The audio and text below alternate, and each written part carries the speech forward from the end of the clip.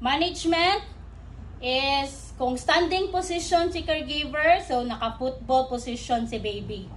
No? Football position to secure the position of your baby. Kaya kung nakaingunahan niya ang position sa inyong baby, pag once mulihok siya, hulog inyong baby. No? So, football position, then ang head part, lower than the body part. So, baba siya. Para law of gravity, pag slap back, mugawas ang obstruction. Kaya kung naka-level iyang body or elevated iyang head part, pag slap, siya mahitabo sa obstruction. Gawas, sulod lang. Dili siya kagawas.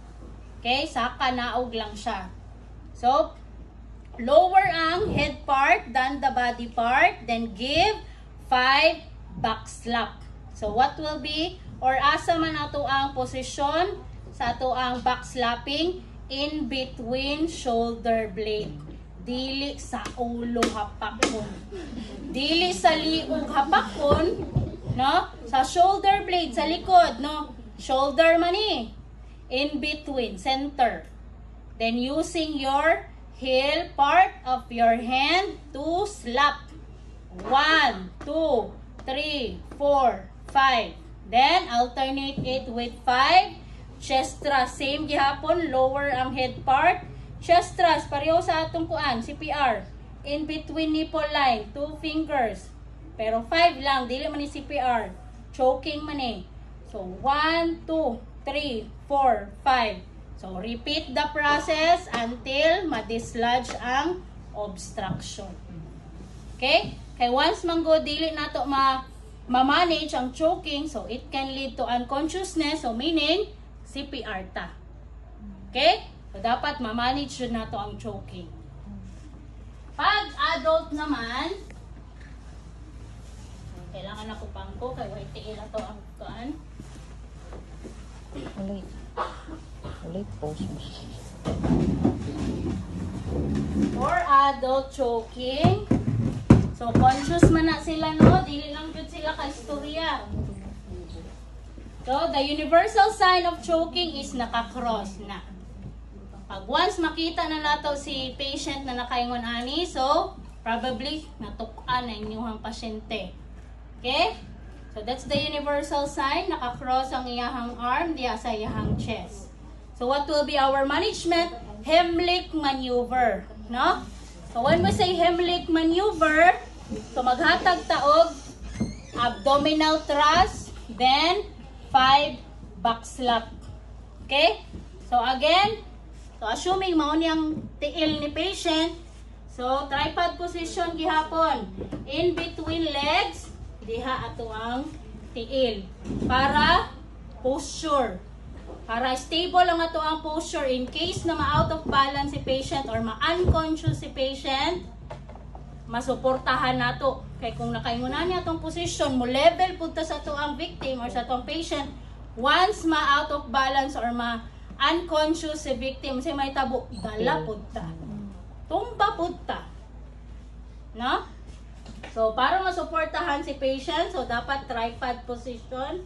So, ang other leg, nasa in between legs of your patient. Then, ang isa ka leg, nasa likod. Okay? Then, locate. Pangitao na to ang navel or pusod ni patient. Then, create fist. Make sure natay pointed part. No? Kanang natay pointed bone para maunang mag-push sa tummy ni victim or ni patient. It's either kanina bone or kani. Depende sa inyong comfortable position sa fist. Okay? So, na-locate na ang navel.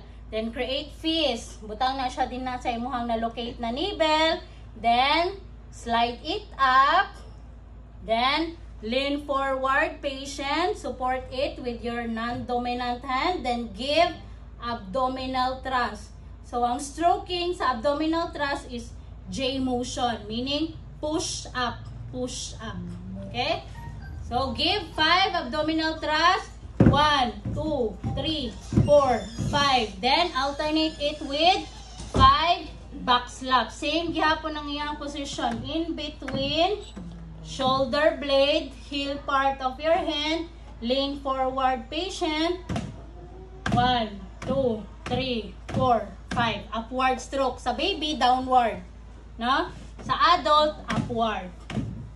Na. So, 5 back slap. Continue lang. 5 abdominal thrust. Okay? For adult, again, for adult, unahon sa si abdominal thrust bago si back slap.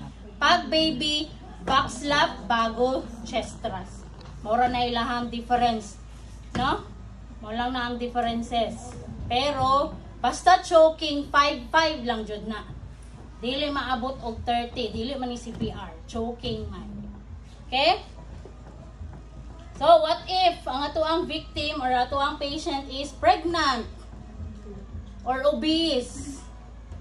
So, unsang management nato ang buhaton for pregnant or obese patient? Any idea? Dili man ta makahatag og abdominal thrust, no? Okay? Oh, buntis man. So, pwede na to ma-hit ang baby inside kung mag-abdominal thrust ta. Instead of giving abdominal thrust, we will give chest thrust. No? Chest thrust atong hatag. So, same adult man siya, same gihapon, naka-fist. Pero sa chest part. Na, lean forward, J motion gihapon. 1, 2, 3, 4, 5. Then 5, back slap. Okay? Mo lang jud na ang difference. Chest part or chest thrust pag pregnant or obese. No, syempre pag obese, di na pud nimo siya mahag. Diba? Dako kayo, di na mag-abot imong kamot.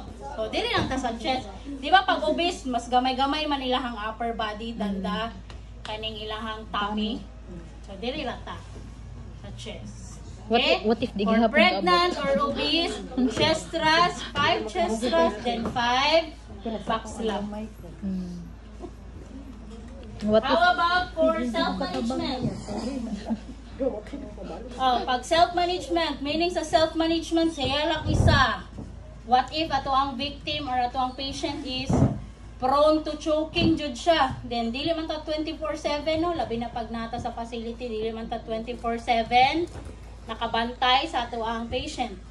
So, dapat natay health teaching. No? Unsaon na to pag-inform kay patient? Ma'am, sir, pag matukan gani kag usab na wala ko, inaani inyuhang buhaton. Unsay buhaton? tuwad ka? Any idea? Wala? Mangita siya mga flattened area.